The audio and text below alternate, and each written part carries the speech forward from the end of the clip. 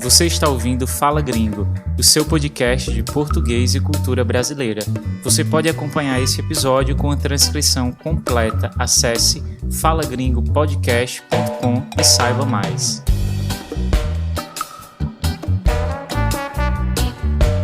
Fala gringo, fala gringa. Certamente, quem ouve falar do Maranhão pela primeira vez fica logo sabendo dos Lençóis Maranhenses, um conjunto de dunas e lagoas naturais de uma beleza incrível, definitivamente um dos destinos mais procurados do Brasil. A 240 quilômetros dali está São Luís, também conhecida como a Ilha do Amor, mais um cantinho do Brasil repleto de particularidades históricas, culturais e linguísticas. A cidade foi fundada por franceses, embora hoje seja conhecida como a Jamaica brasileira. Bora entender essa história e ouvir um pouco o jeito maranhense de falar português?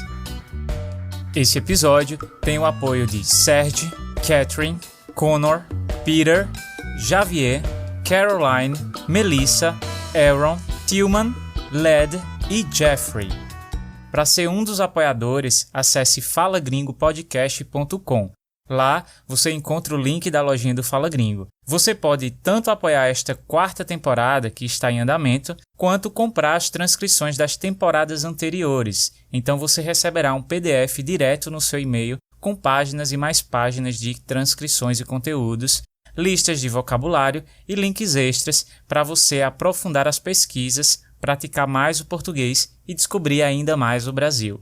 Gente, antes de começar com a nossa pauta, queria dizer para vocês que eu cheguei ao fim da minha viagem pelo sul do Brasil. Quem escutou os últimos episódios sabe que eu tive o prazer de descobrir Curitiba, voltar a lugares que eu amo em São Paulo, como o Museu da Língua Portuguesa, voltei a Santos e o Guarujá, no litoral de São Paulo, e também conheci Ubatuba e a linda cidade de Paraty, no Rio de Janeiro. Recomendo demais. Foram 2 meses muito legais e também desafiadores, porque foi a primeira experiência trabalhando e viajando como nômade digital, além de acompanhar as aulas da faculdade à noite e escrever os episódios de Fala Gringo. Muita coisa, muito trabalho, no final deu tudo certo e foi bom demais. E a cereja do bolo foi poder encontrar ou reencontrar algumas pessoas super legais que eu só conheci graças ao podcast, como a Camila do canal Brasileirices, o Vlad do Tropical Portuguese e os ouvintes Osaka, Guillaume e Chris Borges. Como eu falei lá no Instagram, é muito bom quando a situação se inverte e eu que ouço a voz dos ouvintes do Fala Gringo. Eu mal posso esperar para encontrar alguns de vocês novamente. E vem mais viagem por aí, conto tudo nos próximos episódios. Porque agora vou falar de São Luís do Maranhão, a capital do reggae. Vocês já estão carecas de saber que lá pelo século XVI, XVII, todas as potências da Europa queriam um pedacinho desse território que viria a ser o Brasil, né? São Luís do Maranhão representa a ambição francesa de estabelecer uma colônia no nordeste do país. O local era habitado por indígenas tupinambás, que desde a chegada dos portugueses foram super resistentes e deram muita dor de cabeça aos primeiros colonizadores, que acabaram se afastando dali. A França já estava tentando há algum tempo conquistar um pedacinho do Brasil. Começaram ali, na área onde hoje é o Rio de Janeiro, onde os franceses já faziam comércio com os indígenas, e a intenção era estabelecer, quer dizer, criar a França Antártica, mas o projeto de colonização não deu certo. Poucos anos depois, tentaram novamente um projeto de colonização. E aí, viram essa grande área onde hoje é o estado do Maranhão, sem domínio europeu por hora, de bobeira, né, como dizemos. E olha aí a oportunidade. Foram aos poucos conquistando a confiança dos nativos indígenas da região, fazendo comércio de mercadorias e até aprendendo a língua dos indígenas. Em 1612, o capitão Daniel de Latouche comandou uma missão de fundar agora a França Equinocial. Desembarcou em terras maranhenses com 500 colonos que chegaram a bordo de 3 barcos. Ali fundaram um povoado que recebeu o nome de Saint-Louis, em homenagem ao então rei da França, Luís XIII. Mas o projeto também não demorou muito. A ocupação logo foi sendo percebida pelos indígenas como mais do mesmo, quer dizer, uma situação que se repetia.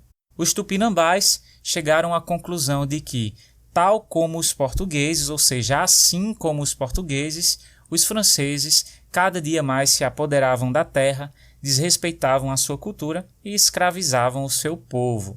3 anos depois, em 1615, uma expedição luso-espanhola, quer dizer, de portugueses e espanhóis, alcançou a cidade de São Luís e iniciou o processo de reconquista dos territórios. Aliados aos tupinambás, o mesmo povo indígena que em primeiro momento resistiu ao domínio português, os lusitanos começaram um processo de reconquista de territórios e conquista também mais a oeste, o que acabaria dando origem a outra cidade, Belém do Pará. Mas isso já é outra história. Quanto aos franceses, acabaram por abandonar os projetos de colonização no Brasil e concentraram os seus esforços na região de Cayena, mais ao norte, que veio a ser a capital da Guiana Francesa e que subsiste ainda hoje como um departamento ultramarino da França. Da França, na atual cidade de São Luís, não restou muito mais do que o nome e algumas páginas na história, embora alguns maranhenses encham o peito para dizer que São Luís é a única capital brasileira fundada por franceses. Ulala! A verdade é que o imponente centro histórico da cidade é marcado sobretudo pela arquitetura portuguesa, seus palácios e casarões ornamentados em azulejos. Séculos depois, um outro país começou a ser referenciado nas periferias da cidade, a Jamaica. Tudo isso graças ao ritmo que, nos anos 1970, conquistou o coração dos maranhenses, o reggae, ou como dizemos na pronúncia abrasileirada, reggae. Vamos conhecer essa história?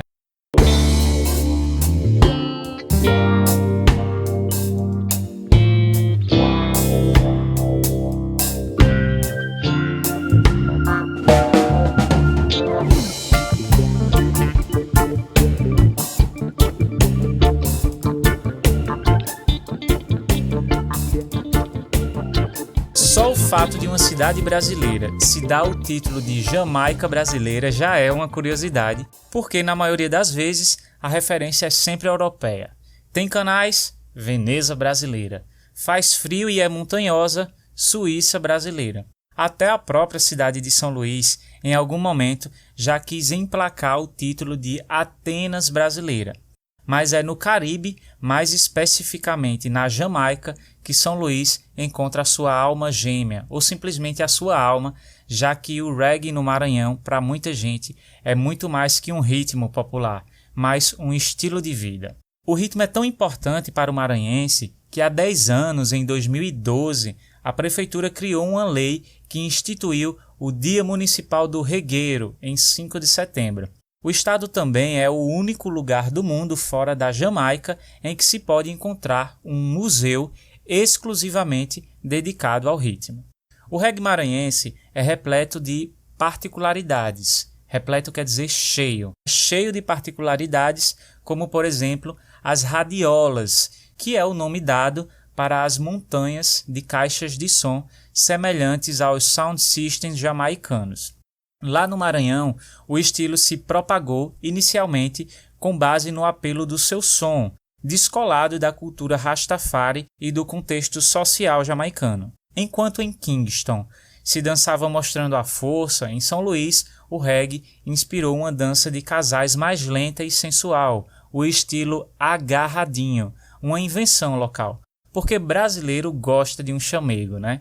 Agarrar é um verbo que a gente usa no sentido de segurar algo ou alguém com firmeza. Agarrar uma pessoa, agarrar uma oportunidade, agarrar um animal. Então, em São Luís se dança reggae agarradinho, quer dizer juntinho, como o forró, mas é claro que se pode dançar só também. Ainda falando em vocabulário do reggae, os grandes hits são chamados de pedras preciosas, foram rebatizados também como melôs, um encurtamento da palavra melodia.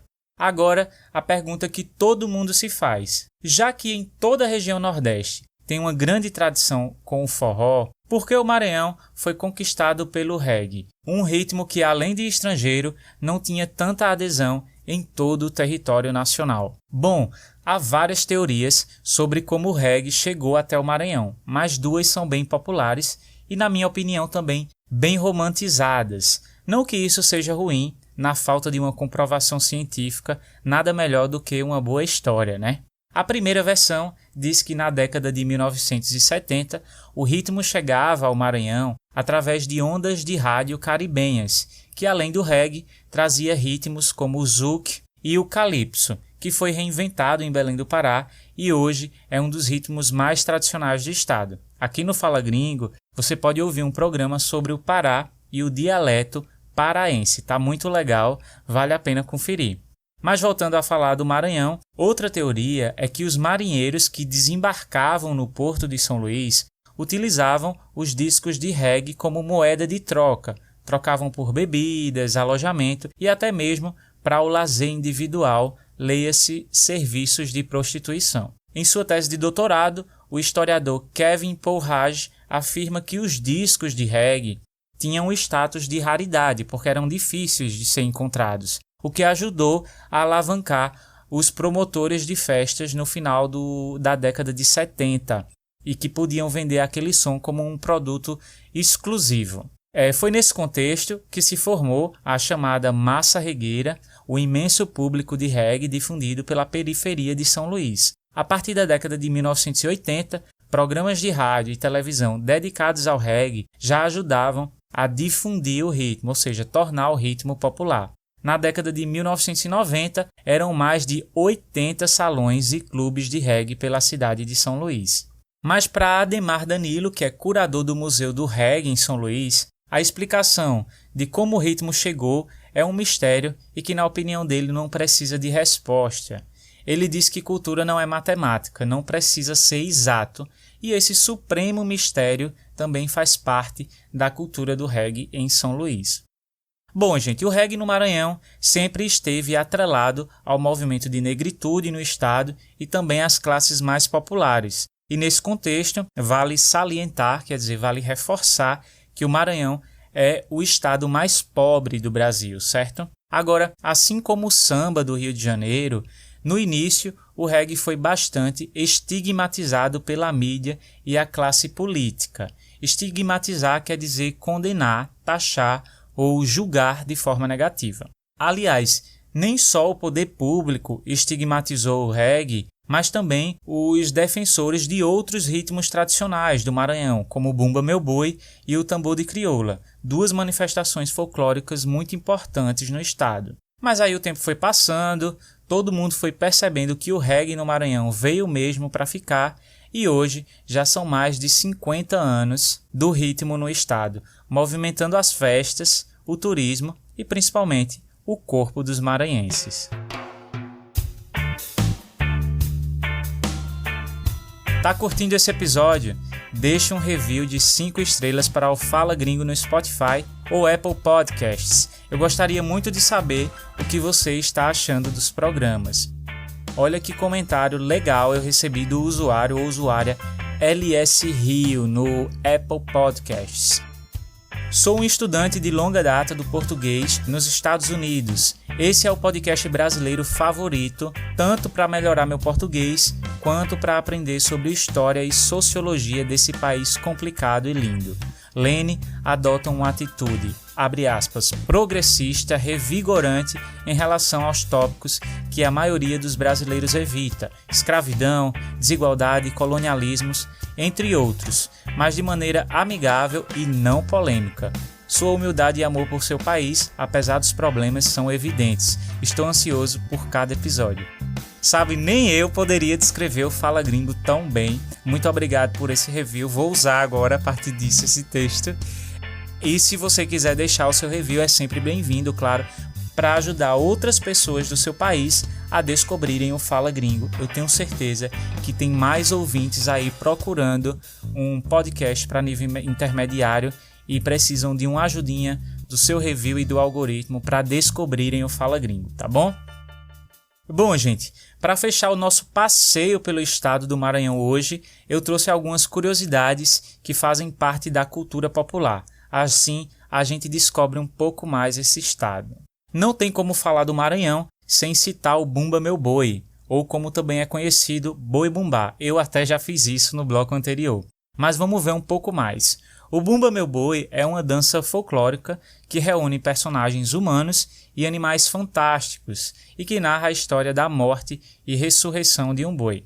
É um espetáculo de muitas cores e sons, com várias sonoridades de influências dos ritmos originários da África, e também no visual se vê bastante influência indígena, ornamentos de penas, pinturas de pele, adereços que fazem referência aos trajes indígenas, aos costumes indígenas. Essa tradição popular é celebrada em vários estados do norte e nordeste do Brasil, mas no Maranhão é onde se pode encontrar a maior quantidade de grupos de Bumba Meu Boi, são mais de 400. O Bumba Meu Boi se celebra sobretudo no período junino, quer dizer, no São João. Como eu sou apaixonado por São João, quero muito conhecer essa festa de São João do estado do Maranhão, porque eu tenho certeza que será uma experiência bem diferente do São João aqui de Pernambuco, por exemplo. Especialmente por essa presença forte do Bumba Meu Boi, que aqui não é tão comum. A gente faz mais quadrilhas juninas. Se você quiser conhecer mais sobre as festas juninas do Brasil, já tem um episódio aqui no Fala Gringo também, episódio 3.12. Ainda no assunto da dança e música, outro patrimônio imaterial do Maranhão é o tambor de crioula, uma forma de expressão de matriz africana em que um grupo de mulheres dança em círculo ao som de tambores tocados apenas por homens. Essa manifestação afro-brasileira ocorre na maioria das cidades do Maranhão, praticado livremente, seja como divertimento ou em devoção a São Benedito. O tambor de crioula não tem um local definido nem época fixa de apresentação, mas é bem comum no Carnaval e São João também.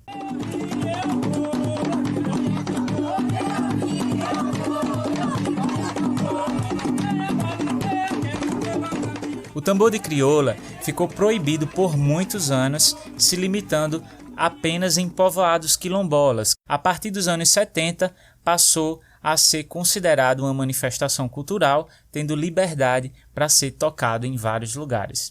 E mais uma vez, o que a gente observa?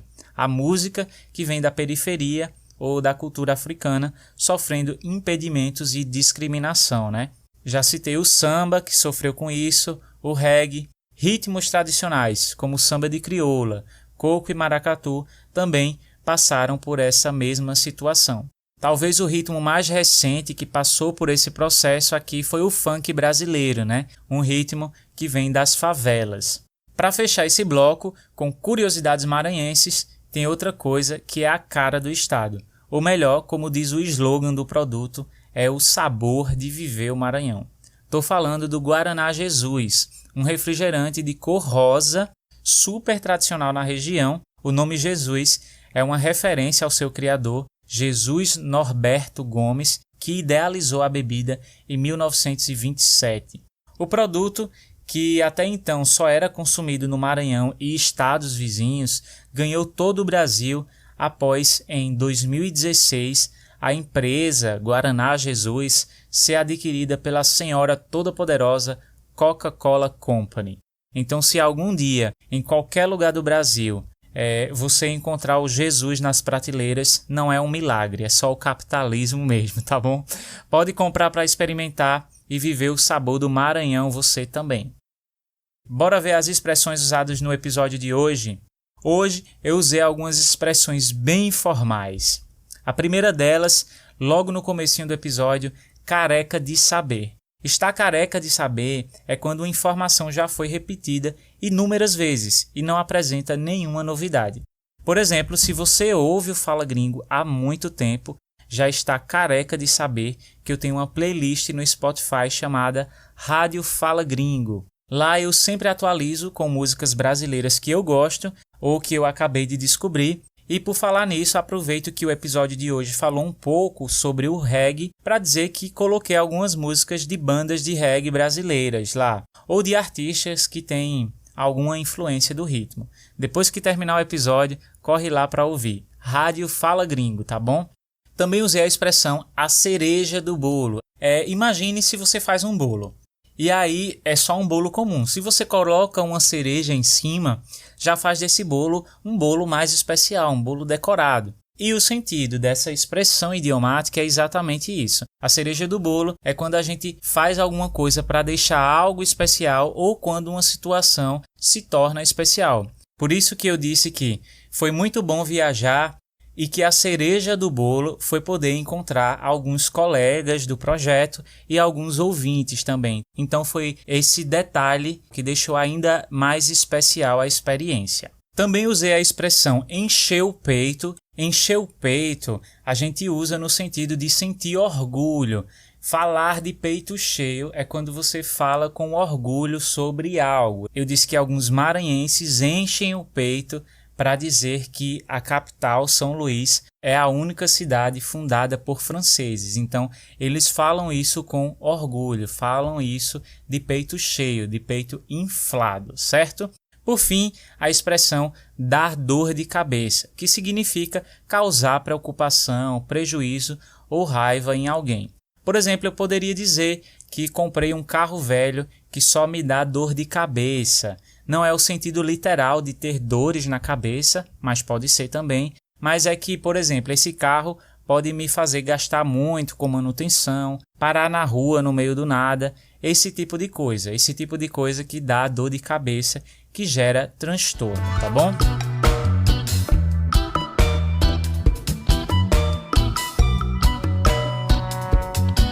Chegamos ao fim de mais um episódio. Obrigado por chegar até aqui. Lembrando, deixe sua avaliação para o podcast na Apple Podcasts ou no Spotify. É só um minutinho e vai fazer uma diferença gigante para mim. Eu encontro vocês no próximo episódio. Um abraço caloroso, direto do mais caloroso ainda, Nordeste brasileiro. Fui!